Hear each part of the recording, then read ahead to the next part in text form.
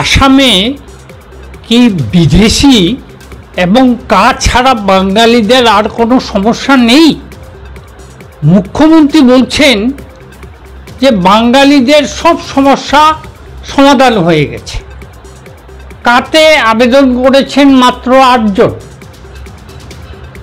এর অর্থ মুখ্যমন্ত্রী প্রকারান্তরে স্বীকার করে নিচ্ছেন যে আসামে কোনো বিদেশি নেই, বাংলাদেশিও নেই। এটা স্বয়ং মুখ্যমন্ত্রী স্বীকার করেন। মুখ্যমন্ত্রী এও বলেছেন যে বিদেশি বিতাড়ন আন্দোলনে যতজন শহীদ হয়েছিল তার থেকেও কম কার জন্য আবেদন করেছে। মাত্র 8 জন আবেদন করেছে, তার মধ্যে শুনানিতে ছিল 2 জন। এতে বোঝা যায় যে আসামে বাংলাদেশি কেউ নেই। এই নিয়ে এত জল ঘোলা, এত আন্দোলন হলো।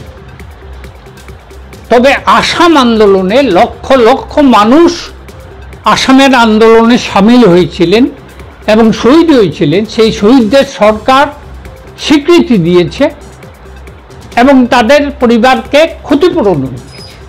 অথচ মুখ্যমন্ত্রী এই শহীদদের সঙ্গে কার আবেদনকারীদের তুলনা করে সেই আন্দোলনকারীদের অপমান করেছেন এবং শহীদদেরও অপমান করেছেন বলে আমি মনে করি। বাঙালিদের আসামে 1,20,00,000 বাঙালি রয়েছে। তাদের সমস্যার সবথেকে গুরুত্বপূর্ণ সমস্যা হচ্ছে তারা শিক্ষিত কিন্তু কেউ চাকরি পাচ্ছেন না।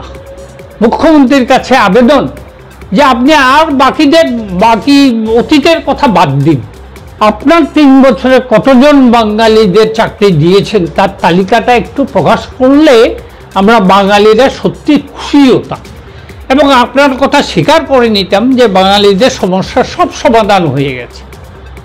এই যে 1961 সনে বাংলা ভাষা রক্ষা করার জন্য একাদশ শহীদ হয়েছিল, সেই শহীদদের কেন্দ্রীয় সরকার, কেন্দ্রীয় রেল দপ্তর যেখানে ভাষা শহীদ স্টেশনের জন্য নো অবজেকশন দিয়েছে, সেখানে আসাম সরকার সেটাকে আটকে রেখেছে। তাহলে বাঙালিদের সমস্যার সমাধান হলো কোথায়? সর্বানন্দ সোনোয়াল যখন মুখ্যমন্ত্রী ছিলেন তখন ভাষা স্মৃতিসৌধ গড়ার জন্য 5 কোটি টাকা অনুমোদন দিয়েছেন, কিন্তু সরকার বদল হওয়ার পর সেই স্কিম আর বাতিল হয়ে গেল। এটা অত্যন্ত লজ্জার ব্যাপার। আমাদের চাকরি বাকরির সমস্যা এত ভয়াবহ হয়েছে যে বরাক উপত্যকায় ঘরে ঘরে গেলে মাস্টার ডিগ্রি ছেলে পায়, তারা 4th গ্রেডের জন্য চাকরির জন্য অ্যাপ্লাই করে।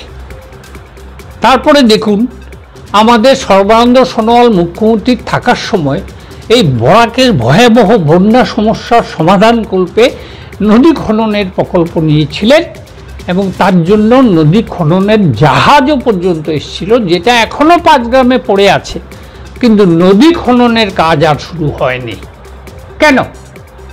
তারপরে Sarbananda Sonowal Vivekananda international research institute গড়ার জন্য আমাদের এই শিলকুড়িতে জায়গা ঠিক করেছিলেন এবং যার জন্য আমাদের আসাম বিশ্ববিদ্যালয় 5 বিঘা জমিও দান করেছেন, তার জন্য টাকাও অনুমোদন হয়েছে, কিন্তু কাজ আর শুরু হয়নি।